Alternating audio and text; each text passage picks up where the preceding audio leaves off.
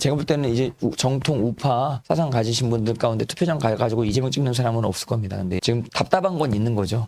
근데 한동훈은 있죠. 이제 한 우파는 믿는 것 같아요. 무조건 우리가 뭐 무슨 짓을 하든 우리를 찍는다. 이재명을 찍을 사람은 없다. 근데 이제 그 중도층을 좀 우리가 끌어들여야 된다고 하는 명목으로 근데 너무 좀 막 나간다고 하는 거죠. 너무 안에 있는 사람 안 챙기고. 그러니까 지금 예. 이번 총선이 끝나보면 알아요. 그러니까 개인적인 사견인데 총선 끝나면 민주당도 그렇고 국힘당도 그렇고요. 이번 총선이 끝나고 나면은 아마 질서가 잡힐 거예요. 예, 예. 그러니까 자기 칼라에 맞는 사람들끼리 그 안에서도 뭉칠 거예요. 예, 예. 예, 그래서 지금 제가 볼 때는 이재명은 총선을 뭐 끝나고 나면은 어차피 깜빵 가거든요. 예. 당내에서 세력은 없어요. 아, 이재명 깜빵 간다. 이재명 깜빵 가는 건 당연한 거죠. 이재명이 국회의원이 혹시 된다고 해도 깜빵은 가고요. 안 된다 그래도 가고 당내 안에서의 입지는 줄어들 거예요. 왜냐하면 이미 공천권이 필요가 없어요. 이제는 눈치 볼 일이 없어요. 공천권 때문에 눈치 보고 있었던 건데 다 이제 선거 끝났으니까. 예. 그러면 뭐 체포 동의안 또 날라오면은 아니 당연히 이거는 이제 이재명은 깜빵 가야죠. 이재명 문제가 아니라 국힘당 문제예요. 그 안에서 네. 이제 뒤섞여 있잖아요. 말씀한 대로. 예. 이 색깔 자체가 이상민 의원이라든지. 이게 보수하고 진보하고 막 섞여 있잖아요. 이게 이게 총선 끝나면은 또 갈라서요. 다. 그래서 제가 자꾸 말하는 게 제대로 된 사람들이 원내에 진입을 해서 그 국힘당을 장악을 해야 된다는 거죠. 그게 이제 중요하고 장악을 못 한다고 하면은 마음이 맞는 사람이 나와서 정말 애국 보수의 당을 창당을 해야죠. 저는 이제 개인적인 제 사견이에요. 근데 이번 선거만큼은 꼭 이겨야 된다. 그래서 의석수를 많이 차지해야 된다는 게 그래야지 국정을 이끄는 윤 대통령한테도 힘이 되는 거고. 그렇죠. 하여튼간 민주당 하는 거 꼴보기 싫어서 무조건 이겨야 돼요. 그러니까 투표장 가면은 우리 우파 분들은 무조건 이제 국민의힘을 찍긴 찍을 건데 지금 사실 근데 이제 어떻게 보면은 갈등이 있을 수가 있어요. 지역구는 이제 국힘당을 찍겠죠.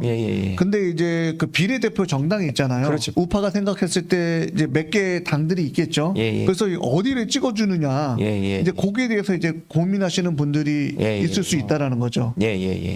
근데 사실 뭐 국힘당에서 지역구를 많이 차지한다고 하면은 비례대표는 이제 그런 민경우 의원이나 아니면은 정강훈 목사님 쪽에 그 비례대표를 찍어주는 것도 전 대안이 될 수 있다고 저는 생각이 돼요. 그렇죠. 왜냐하면 국민의힘을 싫어하시는 분들이 차악을 뽑는 식으로 이렇게 뽑는 분들이 많기 때문에 정말로 자기 색깔에 원하는 컬러를 가지고 있는 비례대표 당들을 뽑는 분들이 의외로 좀 이번에는 좀 많을 수도 있다 이렇게 생각이 듭니다.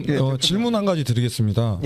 많은 분들이 생각하는 게 우파 진영에서 다른 우파의 정당이 생기게 되면 이게 표 가르기가 아니냐. 그래서 민주당한테 좋은 역할을 하는 게 아니냐. 우리한테 사실 우리가 세를 모아야 되는데 뭉쳐야 되는데 얘기들이 많이 있죠. 많이 있습니다. 거기에 대해서 어떻게 생각하시는지 궁금해요. 우선은 우리 담임 학생은 어떻게 생각하세요? 좀 진짜 어려운 문제인데. 물론 표가 갈라질 수는 있습니다. 그거는 이제 결코 이제 무시할 수 없는 현상일 것 같은데 현재로서 일단은 국힘을 먼저 청소를 하는 게 가장 좋은 방법이지만 먼저 장악을 하는 게 좋지만 그거는 이제 수적으로 밀리기 때문에 한 명이라도 일단 국회에 들어가야 되지 않습니까?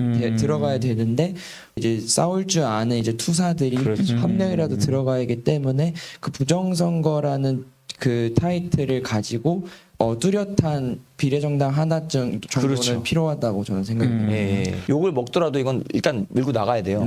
그래야 나중에 합의도 봐요. 근데 이제 이 욕이 뭐 들어온다고 해가지고 뭐 만약에 여기서 내려놓는다, 뭐 처음부터 뭐 우리가 합의한다, 뭐 우리가 내려놓는다 이런 식으로 가면은 뭐 아무것도 안 됩니다. 처음부터 우리가 국민의힘 우리 품어주겠다 이런 식으로 나가면 국민의힘이 얕잡아 본단 말이에요. 그러니까 그러기 때문에 좀 이렇게 우리 쪽으로 표를 끌어들인 다음에 그 다음에 또 저쪽이랑 딜도 할 수 있는 거지. 그 딜을 위해서는 좀 욕을 먹더라도 근데 부정선거를 또 국민의힘이 주장하면은 우리가 이런 정당 만들 필요가 없죠. 네네. 근데 그쪽으로 좀 집중적으로 얘기할 수 있는 정당이 없기 때문에 이게 나온 거 아니에요. 그 지지자들이 있기 때문에. 그러니까 그쪽으로 좀 집중적으로 좀 욕을 먹더라도 나가다가 나중에 좀 새를 보고 새가 어느 정도까지 모여지는지 한번 보고 딜을 할 수도 있는 거죠. 나중에. 네. 그래서 저도 그래서 예전에도 제가 몇 번 말씀드렸었지만 국민의힘에 대해서 문제점을 갖고 계신 분들은 네.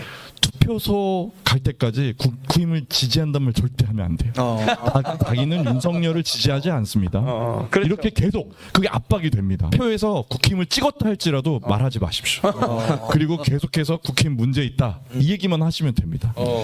예. 아까 제가 얘기한 대로 사실 그 지역구는 표 싸움이기 때문에 한 표라도 더 나와야 되는 거잖아요. 근데 비례정당은 이 어느 뭐 다른 정당하고 물론 이제 경쟁이 되겠지만 지역구처럼 한두 표 나와가지고 이제 승리하는 게 아니기 때문에 많은 표들이 모아져야 되기 때문에 사실은 지역구보다는 비례정당은 좀 어떻게 보면 좀 유도리가 있다라는 거예요. 그리고 유권자들에게 선택의 폭이 더 넓어졌다는 거예요. 나는 정말 이런 정당이 있었으면 좋겠는데 이 정당이 생겼어. 그럼 내가 찍을 수 있다라는 거예요. 여기가 약간 내가 찍고 싶지만 뭐가 하나 부족해.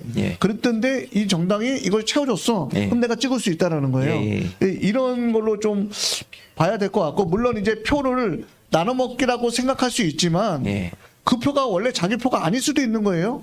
그렇죠. 그거를 이 정당이 있어서 이 표가 이쪽으로 갔다고 생각하면 안 되고. 그러니까 어떤 분은 논평을 하시는데 투표장에 가기도 싫어하시는 분도 있대요. 근데 그런 분들을 끌어들이려면 비례정당의 어떤 독자적인 색깔이 좀 필요하다. 부정선거를 뭐 이렇게 척결하겠다라고 하는 당이 있으면 투표장에 나올 수 있는 사람들도 꽤 있다 이거예요. 원래 나가기도 싫어하는 사람들. 그런 효과도 있고. 그래서 다른 한편으로는 지금 말씀하신 부분이 정확히 파악을 잘하신 게요. 투표를 포기하려고 그러신 분들이 굉장히 많았어요. 저번 대선 때도 그랬고 그 전에 총선도 그랬고요. 근데 이번에는 투표의 자유를 내가 행사할 수 있는 당이 생겼다라고 자기 투표권을 찾는 거죠. 그 당을 찍는 것 자체가요. 그러니까 어떻게 보면은 중도층이라든가 투표에 대해서 보이콧을 하려고 생각했던 분들이라든가 이런 분들이 이제 나도 투표하러 가겠다라는 이제 그런 마음을 갖게 하는 당이 나타났다는 거잖아요. 그 투표가 자유라는 거죠. 그렇죠. 국민의 주권을 찾는다는. 사실 어떻게 될지는 아무도 모르는 거예요.